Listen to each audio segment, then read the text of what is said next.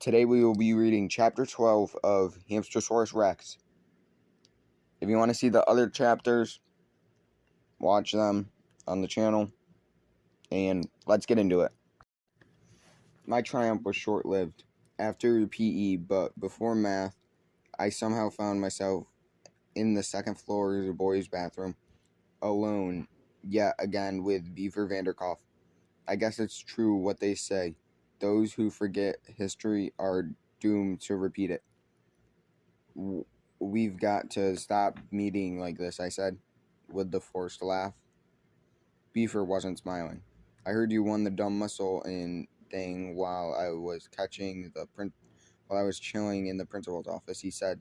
Big deal, Sam. He'd put himself between me and the door now. Running for my life was out. Yeah, I guess my adrenaline just took over, I said. You know what that's like? You know what that's like? From when you headbutt rocks or take lunch money from the week or whatever.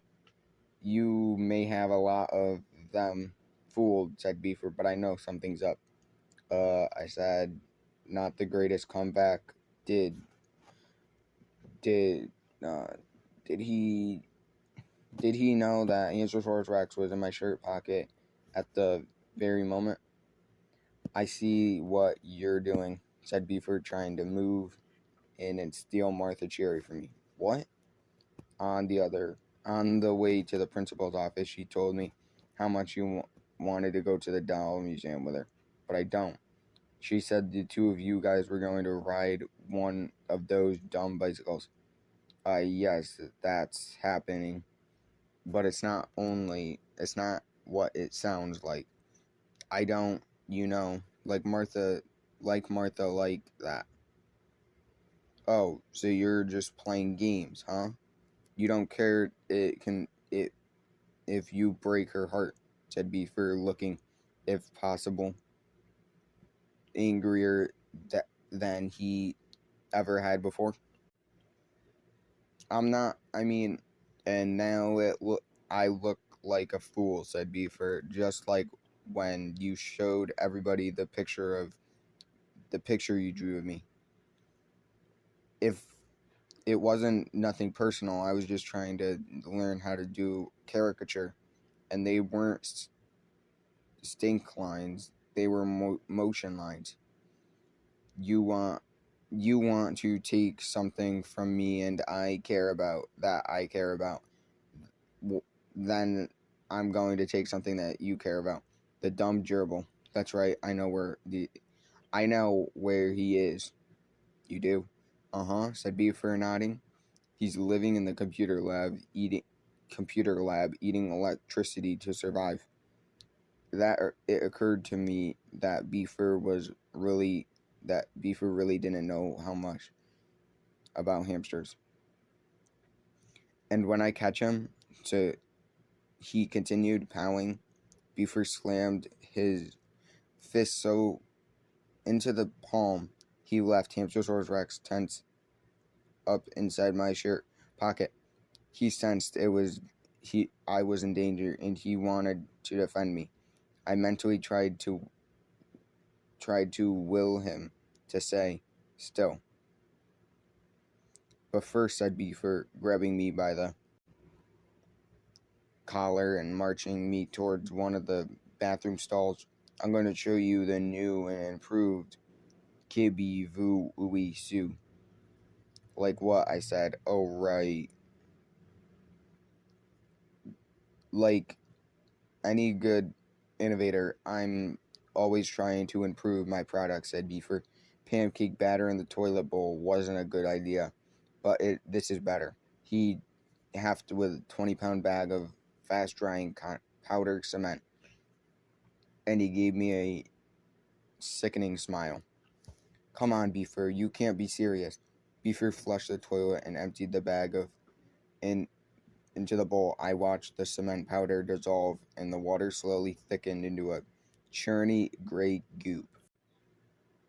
Oh, I'm serious, said Beaver. 1,000 years from now, when people hear the name Vanderkopf, I want them to remember the true pioneer in the field of toilet-based bullies.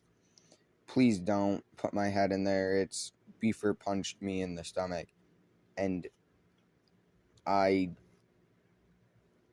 doubled over, gasping for air. What, said Sam?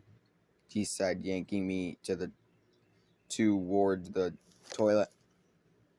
Can't hear you, buddy. What are you talking about? I opened my mouth, and then came the largest roar I've ever heard, even louder than my mom's sneeze. It was a booming roar, so powerful that it shattered one of the bathroom mirrors, but the noise hadn't come from me.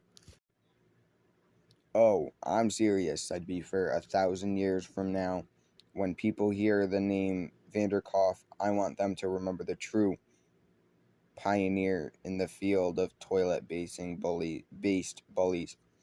Please don't put my head in there. It's Beefer punched me in the stomach, and I doubled over, gasping for air. What, said Sam? He said, yanking me towards the toilet. Can't hear you, buddy. What are you talking about? I opened my mouth, and then came the largest roar I've ever heard, even louder than my mom's sneeze. It was a booming roar, so powerful that it shattered one of the bathroom mirrors, but the noise hadn't come from me. It had come from Hamster-Saurus Rex. Beefer's smug, ugly face instantly became a mask of terror. He stumbled backwards and tripped to catch his balance. He put his right foot into the cement toilet with a squeal. He looked like he was squealing. I couldn't really tell because my ears were still ringing from the Hammy Rex roar. He realized his foot was stuck in the goop. Now Beefer frantically tried to pull his foot out and get away from me. He yanked once, twice, but the cement was hardening quickly, and the toilet wouldn't release its grip. Ooh, excuse me. With one final pull, Beefer broke the toilet right off the wall. He threw backwards, and something to this day I'm not quite sure how he managed to fall so that he landed inside the urinal. Beefer's left foot was still stuck in the hardened cement bowl and of the now liberated toilet. His head was wedged tightly inside the urinal. I stared at him for a minute, unsure what to do. Water gushed from the broken pipes, spilling onto the floor in the bathroom. Do you need help? I said at last. At this, Beefer shrieked and began to quake with fear. It was like he thought I was going to murder him or something. His wild flaring, he somehow swung his heavy toilet foot up and broke the handle off the urinal. This started a continuous flush pouring over the top of his head.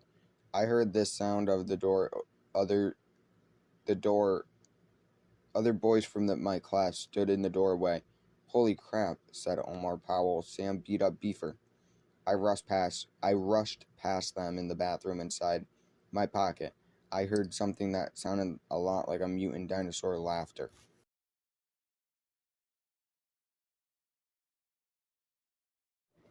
That was the end of chapter 12. If you want to see chapter 13, come to the next one. Like and subscribe. Thank you.